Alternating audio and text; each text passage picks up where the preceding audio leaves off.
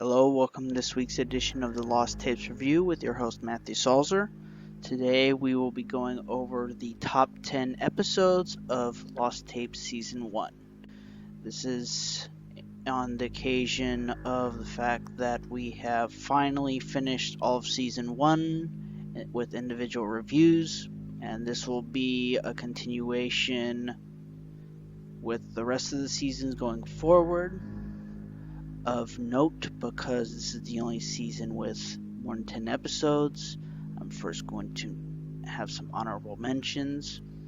This includes Thunderbird, Megaconda, Oklahoma Octopus, and Hellhound for reasons that include production, location, special effects, and acting quality.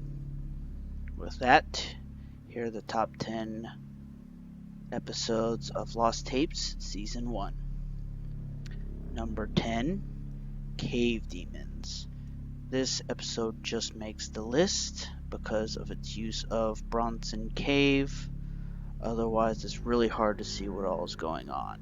With many other issues, the Olatiu are barely visible, along with the rest of the actors. Number 9, Death Raptor. This is done a little bit more in order to disguise things, but some of the acting just is not well done, as well as certain plot elements. However, the Death Raptor itself does have a foreboding presence, and it does have a rather satisfactory conclusion, not to mention it scores points for using an actual paranormal investigator. Number 8, Deathworm. The use of Death Valley for a sub-in of the Gobi Desert in Mongolia certainly does have an effect. There's also the fact that they use animatronics and use them really well for the death worms. The acting is relatively decent,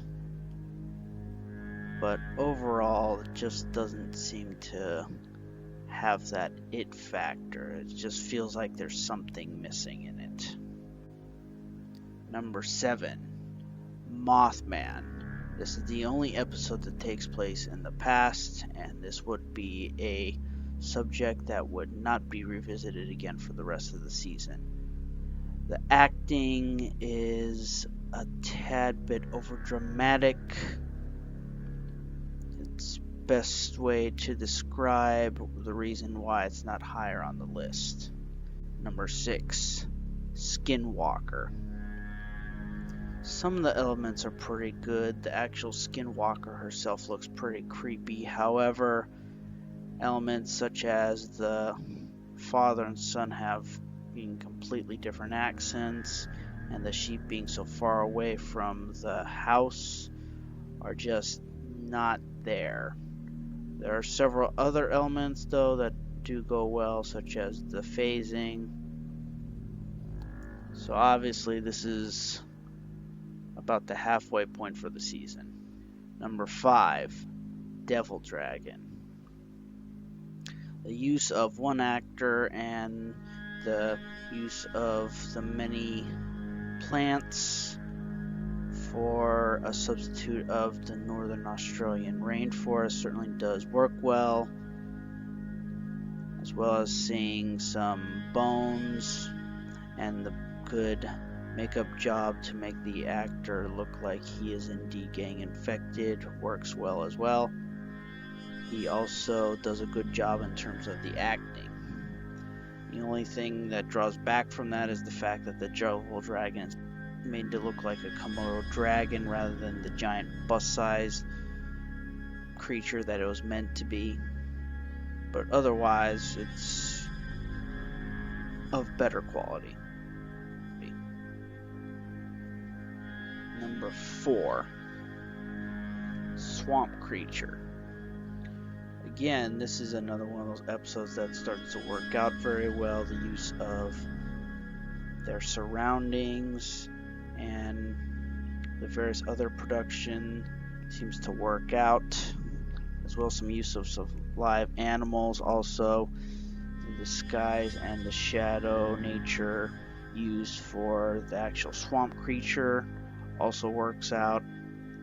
There's some flawed acting moments, but overall, as I mentioned, it's getting better with the season. Number 3, Monster of Monterey. There's essentially 2 actors in here, which is the boyfriend who's on the live stream and the sailor who was doing a pretty good job. I don't see any flaws in her acting, and there's not really any overall acting flaws within this episode itself. It has definitely earned a spot as one of the better episodes of the series. Number 2, Chupacabra. Again, this is another one of those episodes that does pretty well. There's some acting and accent flaws, but overall I'd say most of the acting was pretty good, even from the girl, and the reactions were done pretty well. Also, the use of the Jaws effect in order to disguise the monster itself. You don't really see it in the full view. There's one thermal shot of it. Overall, it was a pretty good debut episode. Number 1, Bigfoot. Again, it seems like any episode was going to have some kind of acting flaws, but overall, it was pretty good. The use of wide shots in order to show the monster, who doesn't really come across as such, as he's protecting the park ranger, are done pretty well. Overall, it's a pretty good episode and definitely deserves a spot as the best episode of this season. Thank you very much. Be sure to like, share, and subscribe. Comment down below what you thought of Season 1. Be sure to follow me at Matthew Solzer on both my Twitter and my Instagram. Thank you very much, and I'll see you next time.